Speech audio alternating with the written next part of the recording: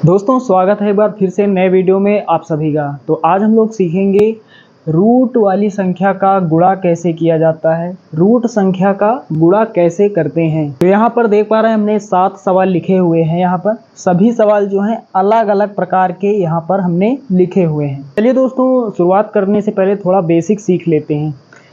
यदि कोई संख्या आ जाए जिसका एक जोड़ा बन रहा हो, यहाँ से समझते हैं। जैसे यहाँ पर सबसे पहले हमने रूट लगा लिया, इसके अंदर हमने लिख लिया 5। अभी 5 का जोड़ा नहीं है क्योंकि ये सिंगल है, ये अकेले है। इसका हम जोड़ा बना देते हैं, गुणा लगाएंगे और यहाँ पर हमने लिख दिया 5। 5 का एक जोड़ा बन गया।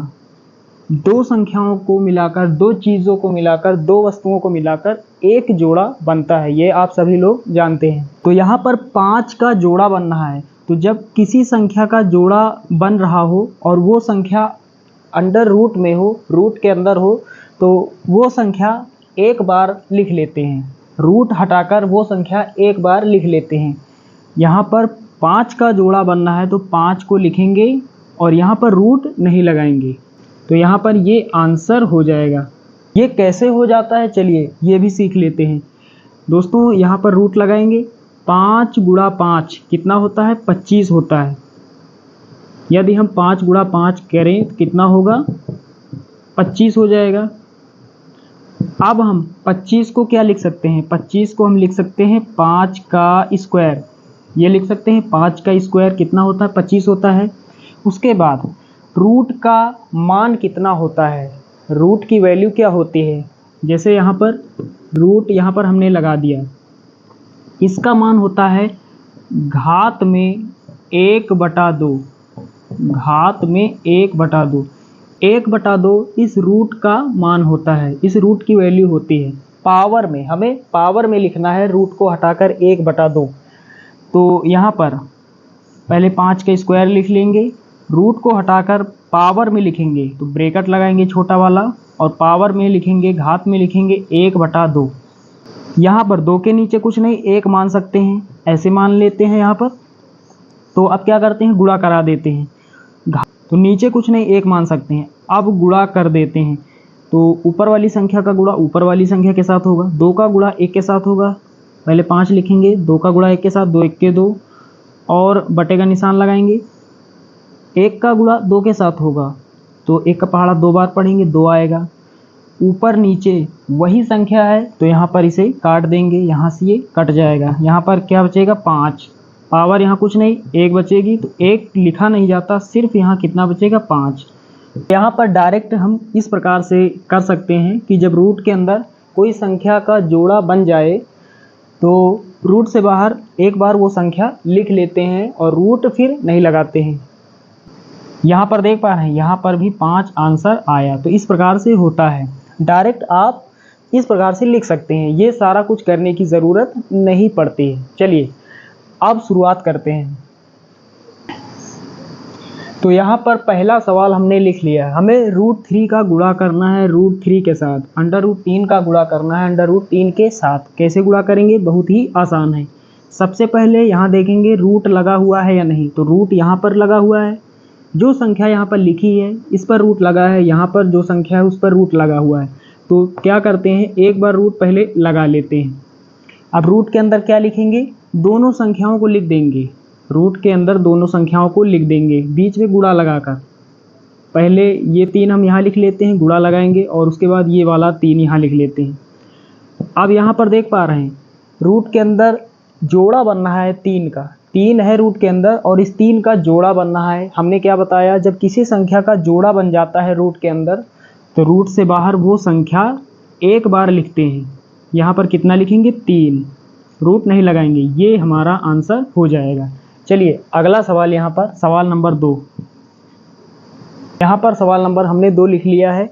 यहाँ पर सबसे पहले देखेंगे रूट लगा हुआ है या नहीं, तो दोनों संख्याओं के ऊपर रूट लगा हुआ है। यहाँ पर लगा हुआ है रूट, यहाँ लगा हुआ रूट, रूट लगा लेते हैं।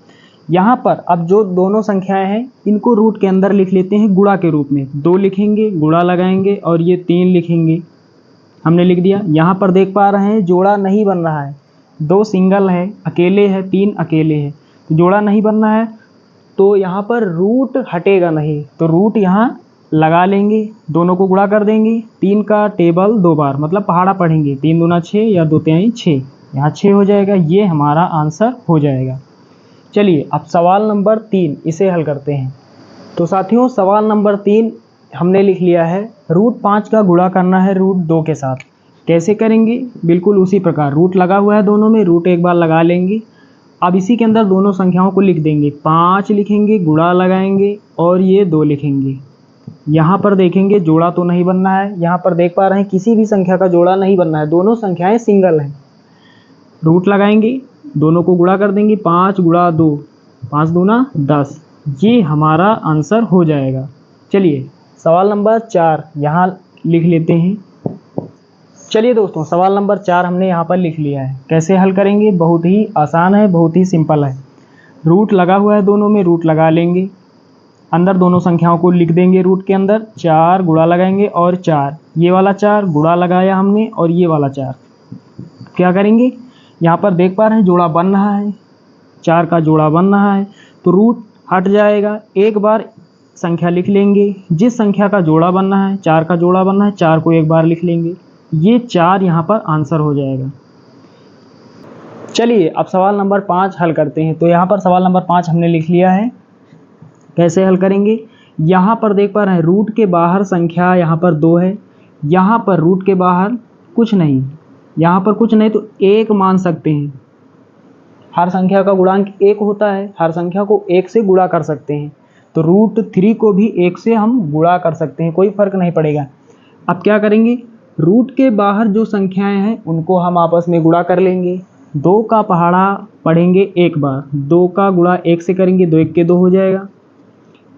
अब यहाँ पर क्या करेंगे? रूट वाली जो संख्याएं बची उनको हम गुणा कर देंगे, जैसे यहाँ पर हमने किया था।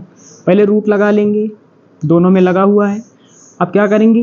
रूट के अंदर दोनों संख्याओं को लिख लेंगे। यहाँ पर पहले 5 गुणा लगाएंगे और ये 3। आगे हल करेंगे, 2 पहले लिख लेंगे, रूट लगाएंगे, जोड़ा नहीं बनना है तो दोनों को गुणा कर देंगे। 5 गुणा 3, 5 तिया 15, ये हमारा फाइनल आंसर हो जाएगा। 8 अंडर रूट 2 का गुणा करना है 3 अंडर रूट 7 के साथ। कैसे गुणा करेंगे? बहुत ही आसान है। सबसे पहले रूट के बाहर वाली संख्याओं को हम लोग गुणा करेंगे।